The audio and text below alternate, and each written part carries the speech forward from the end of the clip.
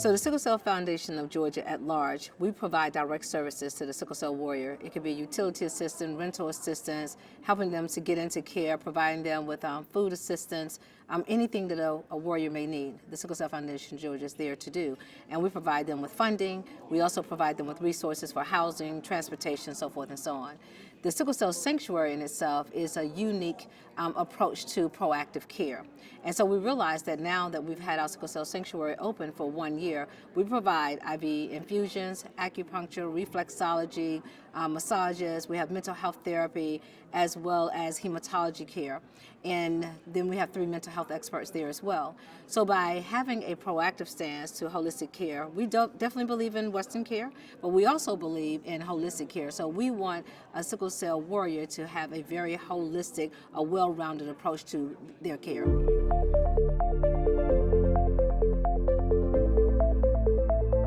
Well, the Sickle Cell Foundation of Georgia has been there for 53 years, since 1971. So we have a very large warrior base. We have very, very close relationships. We're trusted inside of our community. And because we've been there for so long and we've been providing assistance for so long, our warriors already trust us. And so the way we do that is by providing direct services. And then we also go to different hospitals. We go to the Federal Qualified Health Centers. We create partnerships with Grady Hospital, Atrium Health. We have so many different FQHCs all around the state of Georgia that we provide relationships with and partnerships, and as a result of that, they too refer warriors over to us.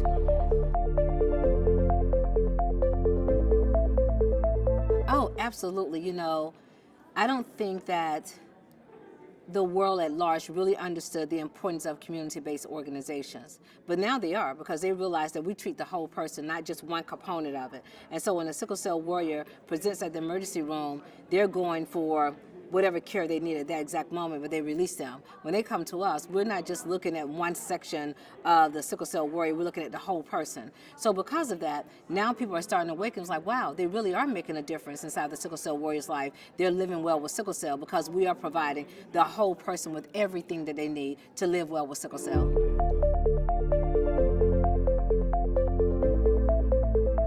Absolutely. So we have just created our very first Unveiling Sickle Cell Beyond the Pain. It's our talk show. We have a companion podcast called Beyond the Show. It's a 12 episode. We're already in the process of shooting season 2. We just had our grand celebration, our lunch party on February the 26th, so we rolled it out in September, Sickle Cell Awareness Month.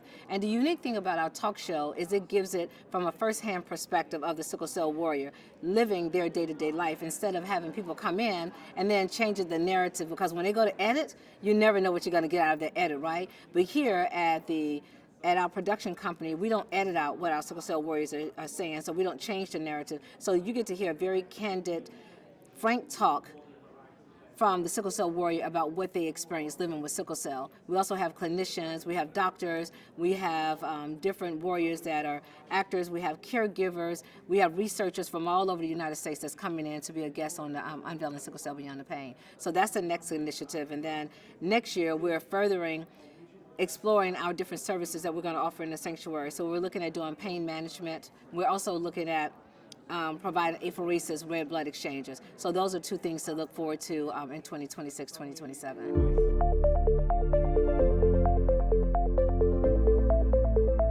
Yes, I think what's most important is for the sickle cell warrior to be heard.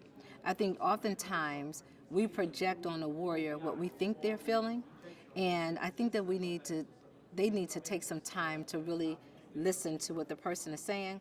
And I also believe that there's just not a one-stop approach to care. And they need to understand that if they don't have the expertise to treat a person with sickle cell, then they need to refer them out. They don't need to mistreat them or not be heard or not be seen by them. And so if you don't have the expertise and you don't want to do it, then just refer them out to someone that would love to take care of them. And you can always send them to me at the Sickle Cell Sanctuary. We would love to have our warriors there with us.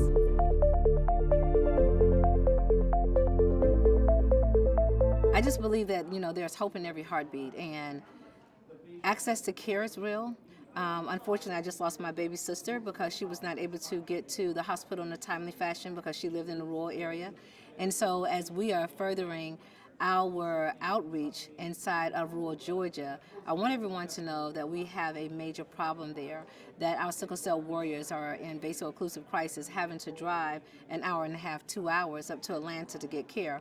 And so we need to be very mindful that because of the shortage of healthcare professionals, we're going to have a large interruption of more warriors being deathly ill and probably not living because of access to care shortage that we have in the United States.